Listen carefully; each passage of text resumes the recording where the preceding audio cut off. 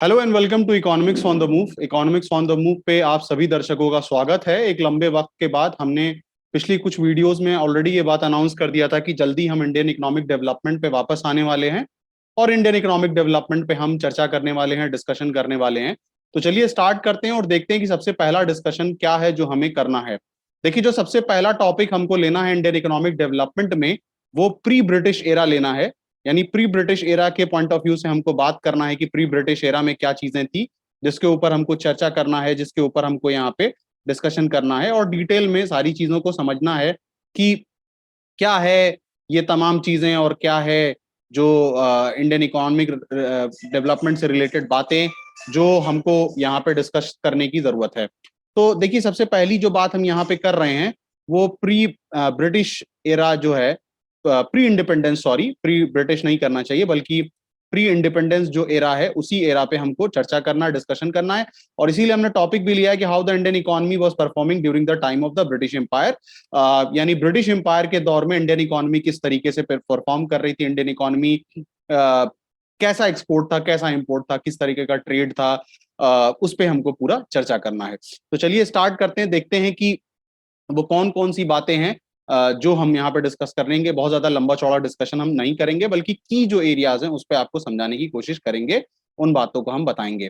देखिए, सबसे पहले तो हम जो की पॉइंट्स पे बात करें तो यहाँ पे है कि during the time of the British rule agriculture was the key sector which was playing an important role, providing to be an only sector which was providing job and food to majority of the population of the country at that time. देखिए, आज के time में अगर हम बात करें तो आज के टाइम में भारतीय इकोनॉमी की, अगर इंडियन इकोनॉमी की बात करें तो ऑलरेडी इंडियन इकोनॉमी एक बहुत बड़ी समस्या, एक बहुत बड़ी प्रॉब्लम से जूझ रही है जो अनएम्प्लॉयमेंट की है। और साथ ही साथ अगर हम बात करते हैं तो प्रोडक्शन की भी एक बहुत बड़ी प्रॉब्लम है। यानी हमारा मैन्युफैक्चरिंग उतना स्ट्रांग नहीं है।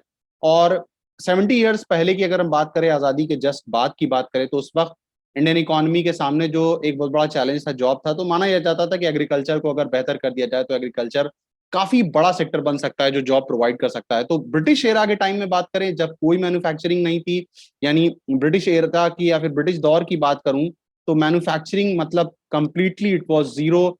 उसके बाद गवर्नमेंट जॉब्स की अगर हम बात करें तो गवर्नमेंट जॉब्स में भी कुछ नहीं था। एजुकेशनल सेक्टर्स में भी कुछ बहुत खास देखने को नहीं मिलता था। यानी ये वो एरियाज थे जहां पे किसी भी तरीके की अपॉर्चुनिटी नहीं थी। तो ब्रिटिश एरा के दौर में यह माना जाता था कि एग्रीकल्चर जो था वो एक की सेक्टर था।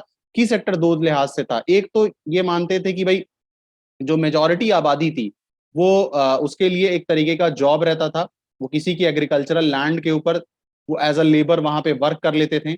और दूसरा जो एक तरीके से सोर्स माना जाता था वो है फूड। यानी एक तरीके से आप कह सकते हो कि एग्रीकल्चर बड़े पैमाने पे फूड सप्लाई करता था, तो वो भी बहुत इंपॉर्टेंट रोल प्ले करता था। उसके बाद यहाँ पे क्या है कि there was a massive exploitation of agriculture sector in the form of जमींदारी। अब देखिए, एग्रीकल्चर के ऊपर अगर हम बात करें तो एग्रीकल्चर के साथ साथ जो अहम चीज यहाँ पे समझने वाली है वो है हमारा जमींदारी सिस्टम। यानी जमींदारी सिस्टम क्या था? जमींदारी सिस्टम के लिए यहाँ पे मैंने एक चार्ट बना दिया है, उसकी मदद से हम इसको और अच्छे से समझ सकते हैं कि ये क्या होता था और ये कैसे इंपॉर्टेंट रोल प्ले किया करता था, उसके बारे में भी थोड़ा सा हम यहाँ पे बात कर लेते हैं। देखिए, यहाँ पे अगर हम बात करें तो ये मैंने एक चार्ट बना दिया। इस चार्ट के हिसाब से अगर आप देखोगे तो ब्रिटिश गवर्नमेंट जो थी वो सबसे ऊपर रहती थी, उसके बाद आपकी जमींदार आता था और नीचे हमारा पीजेंट हुआ करता था।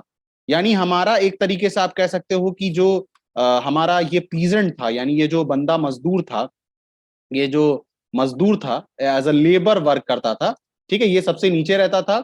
और जमींदार की जो जमीन होती थी उसी के ऊपर ये लेबर हमारा वर्क करता था।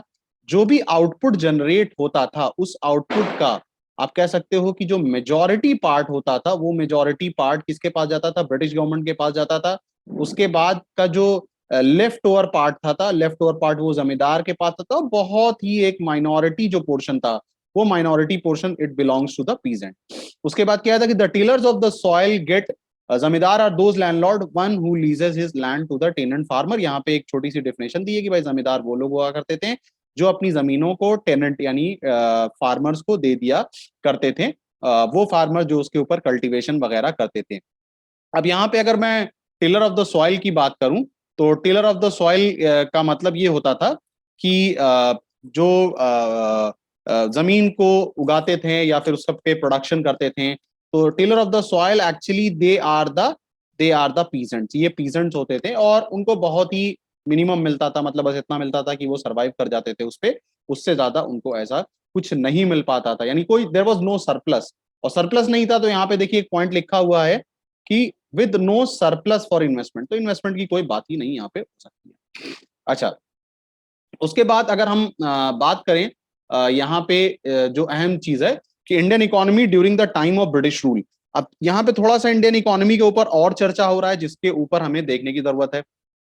ओके, तो यहाँ पे सबसे पहली बात क्या है, सबसे पहली बात यहाँ पे ये हो रही है कि before the British rule industrial sector in India was well known for its handicraft. यानी अगर प्री ब्रिटिश रूल की बात करें, अगर हम मुगल एम्पायर की बात करें या फिर उससे पहले वाले जो किंग वगैरह होते थे उनकी बात करते थे, हैंडीक्राफ्ट उस वक्त काफी एक इंपॉर्टेंट रोल प्ले किया करता था। उसके बाद देखिए यहाँ पे था कि foreign demand of was destroyed by the Britishers by way of heavy duty on export। Britishers ने इस बात को समझ लिया था कि अगर इंडिया की हैंडीक्राफ्ट इंडस्ट्री अभी भी मजबूत रहेगी तो हमें काफी टफ कंपटीशन झेलना पड़ेगा या फिर हम अपने जो प्रोडक्ट हैं उसको एक्सपोर्ट नहीं कर पाएंगे। तो वहां पे उन्होंने ये किया कि एक तरीके से आप कह सकते हो कि ब्रिटिशर्स ने उनके पर्टिकुलर सामानों पे यानी हैंडीक्राफ्ट के ऊपर बहुत जबरदस्त एक्सपोर्ट ड्यूटी वगैरह लगा दी, ताकि उनका सामान जब मार्केट में जाए, यानी जब उनका सामान एक तरीके से हम कह सकते हैं कि जब ग्लोबल मार्केट में जाए तो वो ग्लोबल मार्केट में एक्सपोर्ट ड्यूटी लगने के बाद ऑटोमेटिकली प्राइस जो है उसकी वो हाई हो जाए, उसकी प्राइस इंक्रीज हो जाए। तीसरी बात देखें तो during the 18th century England was passing through the period of changes in the technique of production which revolutionized manufacturing and for that they exploited India's natural resources। ये बहुत इंपॉर्टेंट बात है कि उस दौरान इंग्लैंड में इंडस्ट्रियल रेवोल्यूशन चल रहा था और इंडियन इंडस्ट्रियल रेवोल्यूशन के लिए आप समझ लीजिए कि भारत एक तरीके से एक फीडर इकोनॉमी बना था। बड़े पैमाने पे भारत ने नेचुरल रिसोर्सेज को सप्लाई किया था और ब्रिटेन के लिए एक बहुत ही बेनिफिशियल साबित हुआ था, स्पेशली उनके ये जो इंडस्ट्रियल रेवोल्यूशन था उसके लिए बड़ी बेहतरीन साबित हुई थी भारतीय इकोनॉमी। ड्रेन ऑफ वेल्थ, आपने दो थ्योरी सुनी होगी, ब्रेन ड्रेन यानी जो दिमाग वाले लोग, जो टेक्निकल स्किल लोग भारत से या दुनिया के किसी कोने से किसी कोने में चले जाएं तो वहां ब्रेन ड्रेन का हम इस्तेमाल करते हैं।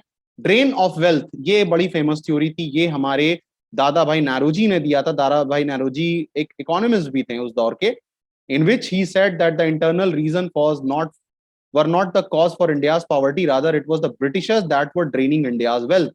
उन्होंने ये कहा था कि भारत की गरीबी का असल कारण भारत के अंदर नहीं है, बल्कि भारत की असल गरीबी का कारण ये है कि भारत से बड़े पैमाने पे नेचुरल रिसोर्सेज को एक्सपोर्ट किया जा रहा है भारत के बाहर, जिसकी वजह से इंडिया की अर्थव्यवस्था जो है, इंडियन इकोनॉमी जो है अपने बड़े ही बुरे दौर से गुजर रही है।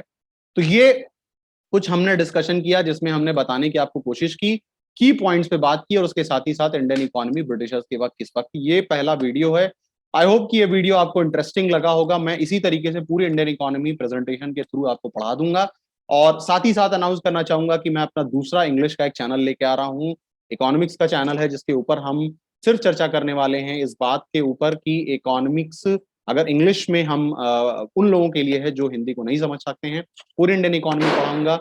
नेक्स्ट वीडियो उसके ऊपर बात करूंगा, चर्चा करूंगा, अनाउंसमेंट करूंगा। So that was all about from there. So stay blessed guys and keep on watching economics on the move. Thank you everyone.